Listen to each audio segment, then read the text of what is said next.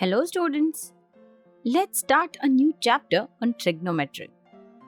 This concept is little new for you, so obviously we have to discuss this in detail. So where do we start from? Let's start with the history of trigonometry. To understand the history of trigonometry, let us travel back few hundred years to Mesopotamia, where a flourished civilization that we know today as Babylon civilization existed. It is believed that Babylonian people were quite advanced in maths and science. Based on one interpretation of the Plimpton 322 cuneiform tablet, which was discovered in around 1900 BC, some scholars believe that it has mentions of Pythagorean triplets. This means that they knew about right angles and right angled triangles, isn't it? Well, there is no doubt about it. They indeed knew a lot about circles and triangles and their similarities. But however, there is much a debate as to whether this table of Plimpton tablet consists of Pythagorean triplets, a solution of quadratic equation, or whether it is a trigonometric table or not. Some use of trigonometry is also assumed to have been made by Egyptians. They used a primitive form of trigonometry for building pyramids in the 2nd millennial BC. The Rind Mathematical Papyrus, a book written by the Egyptian Ahmes in 1680 to 1620 BC, contains one problem mentioned in it. It is related to trigonometry. It says, if a pyramid is 250 cubits high and the side of its base is 360 cubits long, what is its sect? Now this quantity sect is nothing but the cotangent of the angle of this triangle that is formed within the pyramid. Now coming to India. Some of the early and very significant developments in trigonometry were also found in India, apart from Babylonian and Egyptian civilization. Influential works from the 4th and 5th century AD, known as Siddhantas, were first used by some of our mathematicians. It first defined some of the trigonometric ratios. Soon afterwards, another Indian mathematician and astronomer, Aryabhatta, in 1476 AD, collected and expanded upon the development of these Siddhantas. So, early Siddhantas and Aryabhatta contains the earliest surviving tables of the sine values and 1 minus cosine values, which at that time was called as versine values, from 0 to 90 degrees to an accuracy of 4 decimal. Aryabhatta used the word ja for a chord, which became jiva in due course. Later on, during translation, ancient ja or jiva became modern sine. The cosine function arose from the need to compute the sine of the complementary angle. In fact, Aryabhatta also mentioned this thing. He called it as kotijya. Thus, in Indian system, early usage of words like jya for sine, kotijya for cosine, utkramajya for verse, and utkramjya for inverse sine is well documented. So, this is all about history. Now, coming back to modern trigonometry. The word trigonometry is derived from Greek, where trigonon means triangle and metron means to measure. So what do we measure here? Through trigonometry, we measure the sides and angles of a triangle.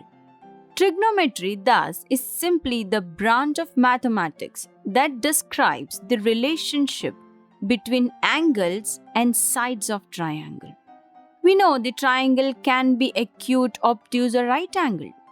However, we will focus on the right angled triangle only. What is a right angled triangle then? It is a triangle with at least one angle equal to 90 degrees. So the triangle that you see here is the right angle. Let us name its vertices A, B and C. Yes, these 3 points where any two sides of a triangle intersect and form an angle are called vertices. So can you identify which angle is 90 here? Yes, you are right. Angle B measures 90. So like all other triangles, it has three sides AB, BC and AC and three angles, namely angle A, B and C. Can you identify hypotenuse here? The side that is opposite to 90 angle is called the hypotenuse. Eventually, it is also the longest side of all these three sides in given right angled triangle. Yes, this is always true. So in our case, since angle B is 90, the side opposite to it is hypotenuse. This means AC is the hypotenuse, the longest side. Okay, so what we know here is one angle which is 90 and the other two are not known since they keep varying. Now this angle, let us call it as theta. This theta is called the reference angle in trigonometry. We can measure this angle using an instrument called a clinometer if we don't know it. We know that an angle can be measured in degrees or radians and that both are correct. Just like temperature can be measured in either degrees or Fahrenheit or Kelvin, angle can also be measured in degrees or radians. Say 90 degree is equal to pi by 2 radians. 180 degrees is pi radian, multiplying 2 on both the sides. And 360 degrees is 2 pi radians. Now what do we do with these reference angles? Well, we don't have to do anything with it really. Instead, using this angle and other information from right angle triangle, we can find the heights of many objects or distances between many objects. Yes, you heard me right. And the maths of calculating these heights and distances of the objects and between the objects is nothing but trigonometry.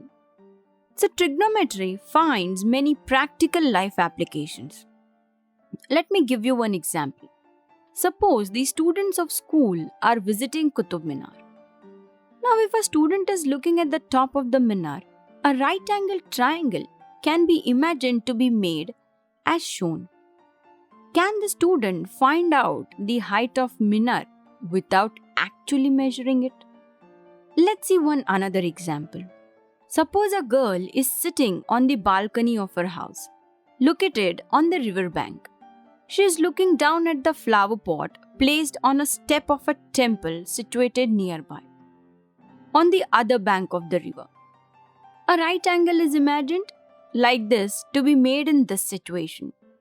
Now, can you find the width of the river if you know the height at which this girl is sitting? Well, sounds tricky, but after you learn everything about trigonometry, I hope this will become very easy for you. Let me give you one more example. Suppose a hot air balloon is flying in the air.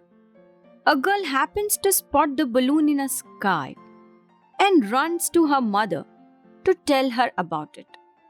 Her mother rushes out of the house to look at the balloon. When the girl first spotted the balloon, it was at point A. When both mother and daughter came out to see it, it had already traveled to another point B. Can you find the altitude of B from the ground? Well, in all these situations given above, the distances or the heights can be found by using some mathematical techniques, which come under the branch of mathematics called trigonometry. Remember, in trigonometry, imagining or creating out right-angled triangles is very important. And why? We will see that in our next video. So in this chapter, we will study some ratios of the sides of a right triangle with respect to its reference angle. We will also define the trigonometric ratios for angles of measure 0, 30, 45 and 90 degrees and establish some identities involving these ratios called as trigonometric identities. See you until the next video.